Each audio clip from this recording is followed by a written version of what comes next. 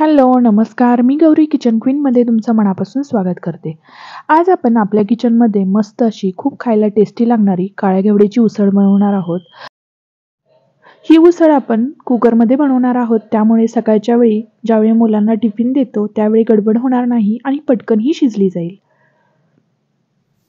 इथं मी काळ्या घेवडे सोलून घेतले आहेत. आमच्याकडं ह्या काळ्या घेवड्याच्या शेंगांना श्रावण घेवडा बोलला जातो. कारण हा श्रावणामध्ये ह्या शेंगा येतात म्हणून त्याला श्रावण घेवडा बोलला जातो. गॅसवरती कुकर गरम व्हायला ठेवला आहे. कुकर गरम झाल्यानंतर त्याच्यामध्ये 2 चमचे तेल टाकलं आहे.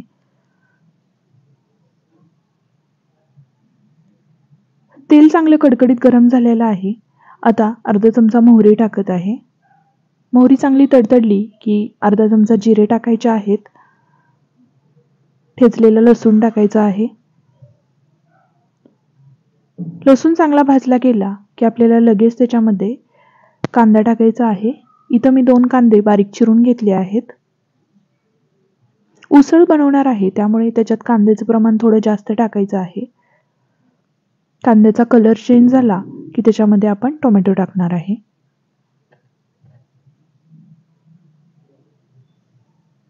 कांदा व्यवस्थित भाजला गेला आहे. आता याच्यामध्ये मी 1 टोमॅटो चिरून घेतला आहे, तो टाकला आहे. टोमॅटो ही आपल्याला व्यवस्थित शिजवून घ्यायचा आहे. आता याच्यामध्ये काही मसाले टाकायचे आहे. इथं मी 2 चमचे कांदा लसूण मसाला टाकत आहे. हा घरी बनवलेला मसाला आहे. अर्धा चमचा हळद टाकत आहे. आता हे सर्व आपल्याला व्यवस्थित परतवून घ्यायचं आहे.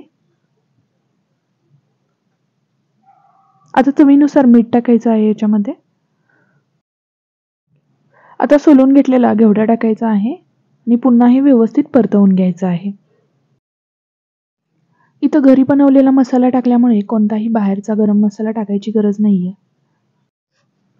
आता हे 2 ते 3 मिनिट चांगलं तेलामध्ये परतवायचं आहे आणि मग त्याच्यामध्ये बारीक चिरलेली कोथिंबीर टाकायची आहे. आता हे 2 ते 3 मिनिट परतवून घ्यायचं आहे आणि मग याच्यामध्ये पाणी ओतायचं आहे. इथं मी 1 वाटी पाणी ओतलं आहे.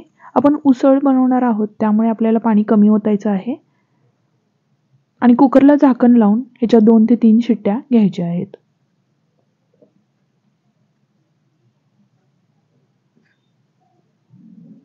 आता कुकरला इथं मी 2 शिट्ट्या दिलेल्या आहेत.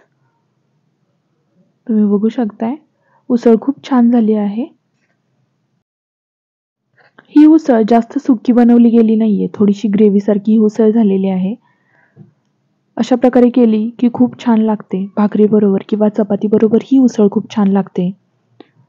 आता वरतून थोडी कोथिंबीर टाकत आहे. आजची ही साधी सोपी रेसिपी कशी वाटली हे कमेंट करून मला नक्की सांगा. व्हिडिओ आवडल्यास व्हिडिओला लाईक आणि आपल्या चॅनलवरती नवीन असाल तर प्लीज सबस्क्राईब करा, म्हणजे असेच नवनवीन व्हिडिओ मी तुमच्यासाठी घेऊन येईन. भेटूया पुढच्या व्हिडिओमध्ये अशीच एक नवीन रेसिपी घेऊन. तोपर्यंत बाय.